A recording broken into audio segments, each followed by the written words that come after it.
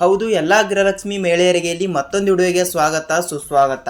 ಹೌದು, ಗೃಹಲಕ್ಷ್ಮಿ ಯೋಜನೆಯ ಕಡೆಯಿಂದ ಇದು ಇಲ್ಲಿ ಇದೀಗ ಬಂದಿರುವ ಮಾಹಿತಿ ಆಗಿರುವುದರಿಂದ ಪ್ರತಿಯೊಂದು ಗೃಹಲಕ್ಷ್ಮಿ ಮಹಿಳೆಯರಿಗೆ ಈಗಾಗಲೇ ಹಂತ ಹಂತಗಳಾಗಿ ಇಲ್ಲಿ 27ನೆಯ ಕಂತಿನವನ್ನು ಕೂಡ ನೇರವಾಗಿ ಕೆಲವರಿಗೆ ಬಿಡುಗಡೆ ಆಗಿರುವುದರಿಂದ 28ನೆಯ ಕಂತಿನ 2,000 ರೂಪಾಯಿ ಮತ್ತು ಅದೇ ರೀತಿಯಾಗಿ ಕೂಡ ಇಲ್ಲಿ 27ನೆಯ ಕಂತಿನವನ್ನು ಕೂಡ ಇಲ್ಲಿ 2,000. ಹೌದು, ಕೆಲವರಿಗೆ ಮಾತ್ರ 27ನೆಯ ಕಂತಿನವನ್ನು 2,000 ರೂಪಾಯಿ ಹಣವನ್ನು ಈಗಾಗಲೇ ಕೆಲವರಿಗೆ ಬಂದಿದೆ ಮತ್ತು ಇನ್ನೂ ಕೆಲವರಿಗೆ ಇಲ್ಲಿ ಯಾವುದೇ ರೀತಿಯಾಗಿಯೂ ಕೂಡ ಹಣವನ್ನು ಬಂದಿಲ್ಲ. ಅದಕ್ಕಾಗಿ ಇದು ಇಲ್ಲಿ ಇದೀಗ ಬಂದ ಮಾಹಿತಿಯ ಪ್ರಕಾರ ಪ್ರತಿಯೊಂದು ಗೃಹಲಕ್ಷ್ಮಿ ಮಹಿಳೆಯರಿಗೆ ಈಗಾಗಲೇ ಎಷ್ಟಂದರೆ ಇಲ್ಲಿ 25ನೆಯ ಕಂತಿನ 2,000 ರೂಪಾಯಿ ಮತ್ತು ಈಗಾಗಲೇ ಪಡೆದುಕೊಂಡವರಿಗೆ 26ನೆಯ ಕಂತಿನ 2,000 ರೂಪಾಯಿ ಹಣ ಅನ್ನೋದು ಪ್ರತಿಯೊಬ್ಬರಿಗೂ ಕೂಡ ಇಲ್ಲಿ ಬಿಡುಗಡೆ ಆಗಲೇಬೇಕು. ಹೌದು, ನೇರವಾಗಿ ಡಿಬಿಟಿ ಮುಖಾಂತರ ಇಲ್ಲಿ ಹಣವನ್ನು ಬಿಡುಗಡೆ ಆಗ್ತಾ ಇರುವುದರಿಂದ ರಾಜ್ಯಾದ್ಯಂತ ಇರುವಂತಹ 30ರಿಂದ 31 ಜಿಲ್ಲೆಗಳಲ್ಲಿ ಇರುವಂತಹ 1,25 ಲಕ್ಷ ಗೃಹಲಕ್ಷ್ಮಿ ಮಹಿಳೆಯರಿಗೆ ಹಂತ ಹಂತಗಳಾಗಿ ಹಣ ಅನ್ನೋದು ಇಲ್ಲಿ ಪ್ರತಿಯೊಬ್ಬರಿಗೂ ಕೂಡ ಇಲ್ಲಿ ಬಿಡುಗಡೆ ಆಗಲೇಬೇಕು. ಸೊ ಅದಕ್ಕಾಗಿ ಖುದ್ದಾಗಿ ಇಲ್ಲಿ ರಾಜ್ಯದ ಮುಖ್ಯಮಂತ್ರಿಯಾಗಿರುವ CM ಸಿದ್ದರಾಮಯ್ಯ ಸರ್ ಅವರಾಗಲಿ ಮತ್ತು ಮಹಿಳಾ ಮತ್ತು ಮಕ್ಕಳ ಕಲ್ಯಾಣ ಅಭಿವೃದ್ಧಿ ಇಲಾಖೆಯ ಸಚಿವರಾಗಿರುವ ಲಕ್ಷ್ಮೀ ಹೆಬ್ಬಾಳ್ಕರ್ ಮೇಡಮ್ ಅವರು ಕೂಡ ಈ ರೀತಿ ಒಂದು ಮಾಹಿತಿ ಕೊಟ್ಟಿರುವಂಥದ್ದು.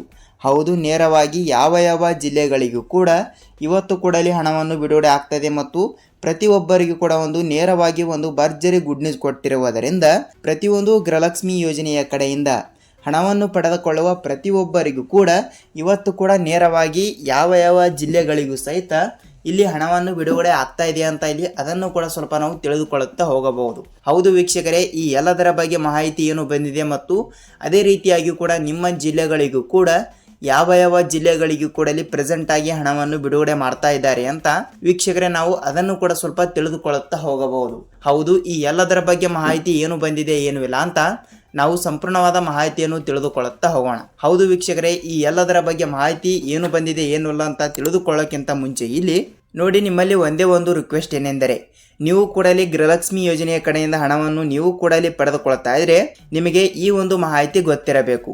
ಹೌದು, ಯಾವ ಮಾಹಿತಿ ಅಂತ ಇಲ್ಲಿ ಅದನ್ನು ಕೂಡ ತಿಳಿದುಕೊಳ್ಳುತ್ತಾ ಹೋಗೋಣ ಮತ್ತು ಈಗಾಗಲೇ ಪಿಂಚಣಿ ಹಣವನ್ನು ಕೂಡ ಇಲ್ಲಿ ಯಾವ ಜಿಲ್ಲೆಗಳಿಗೂ ಕೂಡ ಇನ್ನೂ ತನಕ ಇಲ್ಲಿ 1 ರೂಪಾಯಿ ಹಣವನ್ನು ಕೂಡ ಇಲ್ಲಿ ಬಿಡುಗಡೆನೆ ಮಾಡಿಲ್ಲ. ಹೌದು, ಪಿಂಚಣಿ ಹಣ ಅನ್ನೋದು ಕೂಡ ಯಾವಾಗ ಬಿಡುಗಡೆ ಆಗುತ್ತದೆ ಮತ್ತು ಪ್ರೆಸೆಂಟ್ ಆಗಿ ಪ್ರತಿಯೊಂದು ಗೃಹಲಕ್ಷ್ಮಿ ಮಹಿಳೆಯರಿಗೂ ಕೂಡ ಇಲ್ಲಿ ಹಂತ ಹಂತಗಳಾಗಿ ಪಿಂಚಣಿ ಹಣ ಅನ್ನೋದು ಕೂಡ ಇಲ್ಲಿ ಬಿಡುಗಡೆ ಆಗಲೇಬೇಕು. ಇಲ್ಲಿ ಕೆಲವರಿಗೆ ಬಿಡುಗಡೆ ಆಗ್ತಾ ಇದೆ ಮತ್ತು ಇನ್ನೂ ಕೆಲವರಿಗೂ ಸಹಿತ ಯಾವುದೇ ರೀತಿಯಾಗಿಯೂ ಕೂಡ ಇಲ್ಲಿ ಹಣವನ್ನು ಬಿಡುಗಡೆ ಆಗ್ತಾ ಇಲ್ಲ. ಸೊ ಅದಕ್ಕೆ ಕಾರಣ ಏನು ಅಂತ ಇಲ್ಲಿ ಅದನ್ನು ಕೂಡ ತಿಳಿದುಕೊಳ್ಳುತ್ತಾ ಹೋಗಬಹುದು. ಹೌದು, ಈ ಎಲ್ಲದರ ಬಗ್ಗೆ ಮಾಹಿತಿ ಏನು ಬಂದಿದೆ ಅಂತ ತಿಳಿದುಕೊಳ್ಳುತ್ತಾ ಹೋಗೋಣ. ಜೊತೆಗೆ ಕಂಪಲ್ಸರಿಯಾಗಿಯೂ ಕೂಡ ನೀವೇನಾದರೂ ತಪ್ಪದೆ ನಮ್ಮ ಚಾನಲ್ಗೆ ಹೊಸಬರಾಗಿ ವಿಡಿಯೋನ ನೋಡ್ತಾ ಇದ್ರೆ ವೀಕ್ಷಕರೇ ತಪ್ಪದೆ ನಮ್ಮ ಚಾನಲ್ಗೆ ದಯವಿಟ್ಟು ಸಬ್ಸ್ಕ್ರೈಬ್ ಮಾಡಿ ಮತ್ತು ಅಲ್ಲೇ ಪಕ್ಕದಲ್ಲಿರುವ ಬೆಲ್ ಐಕನ್ ಕೂಡ ನೀವು ಕ್ಲಿಕ್ ಮಾಡಬಹುದು. ಯಾಕೆಂದರೆ ನೋಡಿ, ನಾವು ಪ್ರತಿಯೊಂದು ಹೊಸ ವಿಡಿಯೋಗಳನ್ನು ಕೂಡ ಬಿಟ್ಟಾಗ ನಿಮಗೆ ಪಟ್ಟನೆ ನೋಟಿಫಿಕೇಶನ್ ಬರುತ್ತದೆ. ಸೊ ಅದಕ್ಕಾಗಿ ಈ ಒಂದು ವಿಡಿಯೋನ ಪೂರ್ತಿಯಾಗಿ ನೋಡುವುದರ ಜೊತೆಗೆ ನಿಮಗೆ ಸಂಪೂರ್ಣವಾದ ಮಾಹಿತಿ ತಿಳಿಯುತ್ತಾ ಹೋಗುತ್ತದೆ. ಹಾಗಿದ್ರೆ ಬನ್ನಿ, ಈ ಎಲ್ಲದರ ಬಗ್ಗೆ ಮಾಹಿತಿ ಏನು ಬಂದಿದೆ ಏನು ಇಲ್ಲ ಅಂತ ನಾವು ತಿಳಿದುಕೊಳ್ಳುತ್ತಾ ಹೋಗೋಣ. ನೋಡಿ, ಗೃಹಲಕ್ಷ್ಮಿ ಯೋಜನೆಯ ಕಡೆಯಿಂದ ಈಗಾಗಲೇ 1ರಿಂದ 25ನೆಯ ಕಂತಿನ ತನಕ ಹಣವನ್ನು ಪ್ರತಿಯೊಬ್ಬರಿಗೂ ಕೊಡಲಿ ಬಿಡುಗಡೆ ಆಗಿರುವಂಥದ್ದು. 1ರಿಂದ 25ನೆಯ ಕಂತಿನ ತನಕ ಹಣವನ್ನು ಪ್ರತಿಯೊಬ್ಬರಿಗೂ ಕೊಡಲಿ ಬಿಡುಗಡೆ ಆಗಿರುವುದರಿಂದ 26ನೆಯ ಕಂತಿನ 2,000 ರೂಪಾಯಿ ಮತ್ತು 27ನೆಯ ಕಂತಿನವನ್ನು ಕೊಡಲಿ 2,000 ರೂಪಾಯಿ. ಈಗಾಗಲೇ ಈ 2 ಕಂತಿನವನ್ನು ಕೂಡ ಪ್ರತಿಯೊಬ್ಬರಿಗೂ ಕೊಡಲಿ ಬಿಡುಗಡೆ ಆಗಲೇಬೇಕು. ಈಗಾಗಲೇ ನೋಡಿ 4,000 ರೂಪಾಯಿ ಹಣ ಅನ್ನೋದು ಕಂಪಲ್ಸರಿಯಾಗಿಯೂ ಕೂಡ ಈಗಾಗಲೇ ಕೆಲವರಿಗೆ ಬಿಡುಗಡೆ ಆಗಿದೆ ಮತ್ತು ಇನ್ನೂ ಕೆಲವರಿಗೆ ಇಲ್ಲಿ ಯಾವುದೇ ರೀತಿಯಾಗಿಯೂ ಕೂಡ 1 ರೂಪಾಯಿ ಹಣವನ್ನು ಕೊಡಲಿ ಬಿಡುಗಡೆ ಆಗಿಲ್ಲ. ಹೌದು, ಏಕೆ ಬಿಡುಗಡೆ ಆಗಿಲ್ಲ? ಇನ್ನೂ ತನಕ ಇಲ್ಲಿ 2 ಕಂತಿನವನ್ನು ಕೂಡ ನೇರವಾಗಿ ತಪ್ಪದೆ ಪ್ರತಿಯೊಬ್ಬರಿಗೂ ಕೂಡ ಇಲ್ಲಿ ಬಿಡುಗಡೆ ಆಗಲೇಬೇಕು. ಸಚಿವರಾಗಿರುವ ಲಕ್ಷ್ಮೀ ಹೆಬ್ಬಾಳ್ಕರ್ ಮೇಡಮ್ ಅವರು ಕೂಡ ಇಲ್ಲಿ ಈ ರೀತಿ ಒಂದು ಮಾಹಿತಿ ಕೊಟ್ಟಿರುವುದರಿಂದ ಪ್ರತಿಯೊಬ್ಬರಿಗೂ ಕೂಡ ಒಂದು ಭರ್ಜರಿ ಗುಡ್ ನ್ಯೂಸ್ ಕೊಟ್ಟಿರುವಂಥದ್ದು. ಸೊ ಖಂಡಿತವಾಗಿಯೂ ಕೂಡ ಇಲ್ಲಿ ಯಾವ ಜಿಲ್ಲೆಗಳಿಗೂ ಕೂಡ ಹಣವನ್ನು ಬಿಡುಗಡೆ ಆಗುತ್ತದೆ ಅಂತ ಇಲ್ಲಿ ಅದನ್ನು ಕೂಡ ತಿಳಿದುಕೊಳ್ಳುತ್ತಾ ಹೋಗಬಹುದು. ನೋಡಿ, ಡಿಬಿಟಿ ಮುಖಾಂತರ ಇಲ್ಲಿ ಹಣವನ್ನು ಕೂಡ ಇಲ್ಲಿ ಬಿಡುಗಡೆ ಆಗ್ತಾ ಇರುವುದರಿಂದ ಈ ಒಂದು ಚಿಕ್ಕ ಕೆಲಸ ಪ್ರತಿಯೊಬ್ಬರಿಗೂ ಕೂಡ ಇಲ್ಲಿ ಅನ್ವಯವಾಗುತ್ತದೆ. ಖುದ್ದಾಗಿ ಸಚಿವರಾಗಿರುವ ಲಕ್ಷ್ಮೀ ಹೆಬ್ಬಾಳ್ಕರ್ ಮೇಡಮ್ ಅವರೇ ಈ ರೀತಿ ಒಂದು ಮಾಹಿತಿ ಕೊಟ್ಟಿರುವುದರಿಂದ ಯಾವ ಚಿಕ್ಕ ಕೆಲಸ ಅಂತ ಇಲ್ಲಿ ಅದನ್ನು ಕೂಡ ಸ್ವಲ್ಪ ನಾವು ತಿಳಿದುಕೊಳ್ಳುತ್ತಾ ಹೋಗೋಣ. ಹಾಗಿದ್ರೆ ವೀಕ್ಷಕರೇ, ಇಲ್ಲಿ ಜಿಲ್ಲೆಗಳ ಬಗ್ಗೆನೂ ಕೂಡ ಇಲ್ಲಿ ನಾವು ಮೊದಲಿಗೆ ತಿಳಿದುಕೊಳ್ಳುತ್ತಾ ಹೋಗಲೇಬೇಕು. ಯಾಕೆಂದರೆ ಮೊದಲನೇ ಹಂತದಲ್ಲಿ ಇರುವಂತಹ ಒಂದಿಷ್ಟು ಜಿಲ್ಲೆಗಳಾಗಲಿ ಮತ್ತು ಅದೇ ರೀತಿಯಾಗಿ ಕೂಡ ಇಲ್ಲಿ 2ನೇ ಹಂತದಲ್ಲಿ ಇರುವಂತಹ ಒಂದಿಷ್ಟು ಜಿಲ್ಲೆಗಳಿಗೂ ಕೂಡ ನೇರವಾಗಿ ಹಣವನ್ನು ಬಿಡುಗಡೆ ಆಗ್ತಾ ಇರುವಂಥದ್ದು. ಹೌದು, ನೇರವಾಗಿ DBT ಮುಖಾಂತರದಲ್ಲಿ ಹಣವನ್ನು ಬಿಡುಗಡೆ ಆಗ್ತಾ ಇರುವುದರಿಂದ ಮೊದಲನೇ ಹಂತದಲ್ಲಿ ಇರುವಂಥ ಒಂದಿಷ್ಟು ಜಿಲ್ಲೆಗಳಿಗೂ ಕೂಡ ಪ್ರೆಸೆಂಟ್ ಆಗಿ ಹಣವನ್ನು ಬಿಡುಗಡೆ ಆಗ್ತಾ ಇರುವಂಥದ್ದು. ಹಾಗಿದ್ದರೆ ಮೊದಲನೇ ಹಂತದಲ್ಲಿ ಇರುವಂಥ ಜಿಲ್ಲೆಗಳ ಬಗ್ಗೆನೂ ಕೂಡ ಸ್ವಲ್ಪ ನಾವು ತಿಳಿದುಕೊಳ್ಳುತ್ತಾ ಹೋಗೋಣ.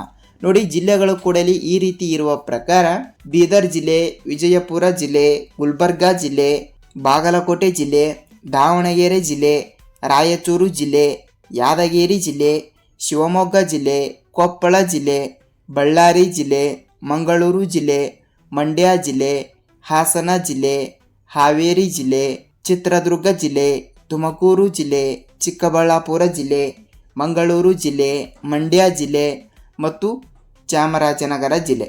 ಹೌದು, ಟೋಟಲ್ ಆಗಿ 20 ಜಿಲ್ಲೆಗಳು ಕೂಡ ಈ ಮೊದಲನೇ ಪಟ್ಟಿಯಲ್ಲಿ ಇರುವಂಥದ್ದು. ಹೌದು ವೀಕ್ಷಕರೇ, ಈ 20 ಜಿಲ್ಲೆಗಳು ಕೂಡ ಇಲ್ಲಿ ಕೊಟ್ಟಿರುವುದರಿಂದ ಈ 20 ಜಿಲ್ಲೆಗಳಲ್ಲಿ ತಪ್ಪದೆ ನಿಮ್ಮ ಜಿಲ್ಲೆನೂ ಕೂಡ ಒಂದು ಆಗಿರುತ್ತದೆ ಅಂತ ಅಂದುಕೊಳ್ತೀನಿ. ಏಕೆಂದರೆ ಹಂತ ಹಂತಗಳಾಗಿ ಪ್ರೆಸೆಂಟ್ ಆಗಿ ಹಣವನ್ನು ಕೂಡ ಇಲ್ಲಿ ಬಿಡುಗಡೆ ಆಗ್ತಾ ಇರುವುದರಿಂದ ಹಂತ ಹಂತಗಳಾಗಿ ಪ್ರತಿಯೊಂದು ಗೃಹಲಕ್ಷ್ಮಿ ಮಹಿಳೆಯರಿಗೂ ಕೂಡ ನೇರವಾಗಿ ಹಣವನ್ನು ಬಿಡುಗಡೆ ಆಗ್ತಾ ಇರುತ್ತದೆ.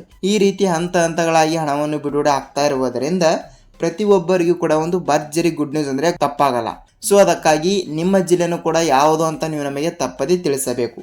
ನೇರವಾಗಿ DBT ಮುಖಾಂತರದಲ್ಲಿ ಹಣವನ್ನು ಬಿಡುಗಡೆ ಆಗ್ತಾ ಇರುವುದರಿಂದ ರಾಜ್ಯಾದ್ಯಂತ ಇರುವಂಥ 30ರಿಂದ 31 ಜಿಲ್ಲೆಗಳು ಕೂಡ ಇಲ್ಲಿ ಇರುವ ಪ್ರಕಾರ ಪ್ರತಿಯೊಬ್ಬರಿಗೂ ಕೂಡ ಇಲ್ಲಿ ನೇರವಾಗಿ ಹಣವನ್ನು ಇಲ್ಲಿ ಬಿಡುಗಡೆ ಆಗ್ತಾ ಇರುವಂಥದ್ದು. ಸೊ ಈ ರೀತಿ ತಪ್ಪದೆ ಹಣವನ್ನು ಬಿಡುಗಡೆ ಆಗುತ್ತದೆ.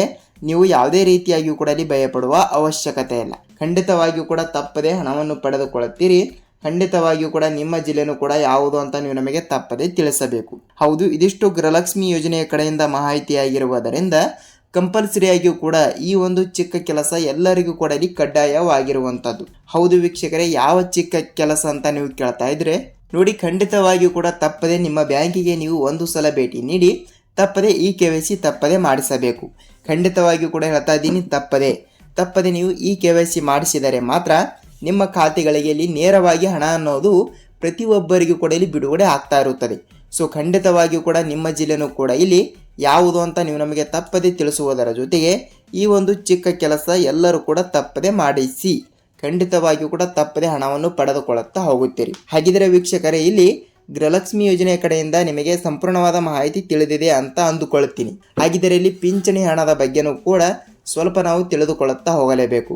ಹೌದು, ಪಿಂಚಣಿ ಹಣ ಅನ್ನೋದು ಕೂಡ ನೋಡಿ, ಇಲ್ಲಿ 60 ವಯಸ್ಸಿಗಿಂತಲೂ ಹೆಚ್ಚಿಗೆ ಇರುವಂತಹ ಇಲ್ಲಿ ಮಹಿಳೆಯರಾಗಲಿ ಮತ್ತು ಪುರುಷರಾಗಲಿ ಸೊ ಅವರಿಗೆ ಸತತವಾಗಿ ಪಿಂಚಣಿ ಹಣ ಅನ್ನೋದು ಕೂಡ ಪ್ರತಿ ತಿಂಗಳು ಕೂಡ 1,000 ರೂಪಾಯಿ ಹಣ ಕೆಲವರಿಗೆ ಮತ್ತು ಇನ್ನೂ ಕೆಲವರಿಗೆ 1,200 ರೂಪಾಯಿ ಹಣ ಮತ್ತು 1,500 ರೂಪಾಯಿ ಹಣವನ್ನು ಕೂಡ ಈ ರೀತಿ ಹಂತ ಹಂತಗಳಾಗಿ ಅವರವರ ಪ್ರಕಾರ ಪಿಂಚಣಿ ಹಣ ಅನ್ನೋದು ಕೂಡ ಇಲ್ಲಿ ಬರ್ತಾ ಇರುತ್ತದೆ.